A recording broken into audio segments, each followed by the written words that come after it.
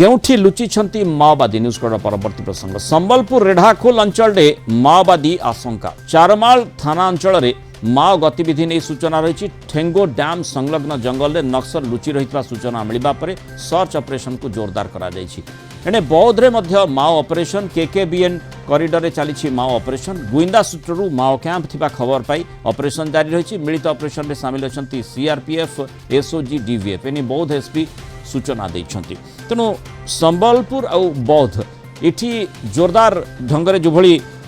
माने माओवादी लुचि रही संबलपुर और बौद्धे ऑपरेशन जारी रही संपर्क अधिक आलोचना करबा हम सहित जसवंत नारायण साहू रेढ़ाखोल रिपोर्टर और Kalinga TV principal correspondent P Hemant Kumar जोड़ी प्रथमे जसवंत आपको जानवा चाहिए संबलपुर जो अंचल माओवादी लुचि रही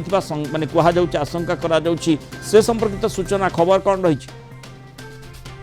जहाँ आम पाखे सूचना रोचे रेढ़ाखोल चारमाल थाना अंचल जो ठेंगो डैम निकट संलग्न जंगल जो अच्छी से निकट में किसी माओवादी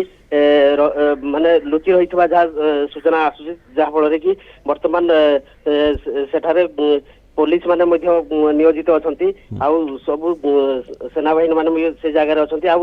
जहाँ सूचना मिलूँ से जगह सर्च ऑपरेशन जारी रही जहाँ सूचना मिलूँ पूर्व दिन मानक माओवादी गतिविधि देखा जाइथिला कि देखो जहाँ आम पाखे सूचना रही पूर्वर तो 7-8 वर्ष पूर्वर यही संबलपुर अंचल माओवादी माने एठारे रोते किंतु दीर्घ 7-8 वर्ष पर पुणी थे संबलपुर अंचल पुणी माओवादी माने सक्रिय होती बोलिकी जहाँ सूचना रोचे सर्च ऑपरेशन जारी रही जहाँ रोचे सूचना हेमंत माने संबलपुर अंचल पुणी थे माओवादी तांकर गतिविधि आरंभ करिसेंती अर्थात ये गोटे गुरुत्वपूर्ण सूचना कारण जो भली भाबरे आमे देखुतिले जे नजर रही मार्च 2026 सुधा संपूर्ण मूलोत्पाटन करने माओवादी को जो टार्गेट देइछंती केंद्र गृहमंत्री से आधार काम जारी रही एठी सर्च ऑपरेशन जारी रही बौद्धरे जो केकेबीएन डिविजन कथा कहुच्छी तांकर किछि गतिविधि संपर्कित सूचना रही मोटामोटी माओ एक्टिविटी अर्थात जेहेतु आमे देखुचे जे आम पाख पड़ोसी राज्य रे जोरदार फोकस करा जाइछि माओ गतिविधि को केमती मूलोत्पाटन करा जिवो सेथिपई ओडिसा रे आमे देखुचे कि माओइस्ट एक्टिविटी बढ़ी निश्चय देखु मुन्नाल जो भाव छत्तीसगढ़ रे जोरदार ऑपरेशन हुई जो टॉप माओ कैडर निपात होती ओडिशा रे जो भाव ओडिशा स्टेट कमिटीर जी रही उदय आउ कि टॉप कैडर माओवादी ओडिशा आसवाई उद्यम करुवा कथा रही जो भाव जो माओ कॉरिडोर रही केकेबीएन कॉरिडोर रही बौद्ध अंचल फंटामाल अंचल सेठारे ऑपरेशन चलती सीआरपीएफ एसओजी डीवीएफ मैंने मिलित ऑपरेशन कर जो भाव किसी समय पूर्व आलोचना करूँ राहुल गोयल एसपी सहित सेठारे ऑपरेशन चलती अंपटे आम देखा छत्तीसगढ़ सीमांत नुआपड़ा अंचल से भाव में मालकानगिरी जिला जो नवरंगपुर जिला उमरकोट से अंचल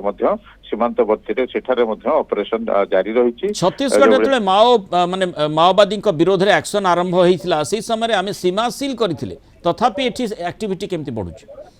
देखो जो भाव आप जानते कि ओडिशा रे थिबा जो माओवादी भितर 90% होती छत्तीसगढ़ स्टेट कमिटी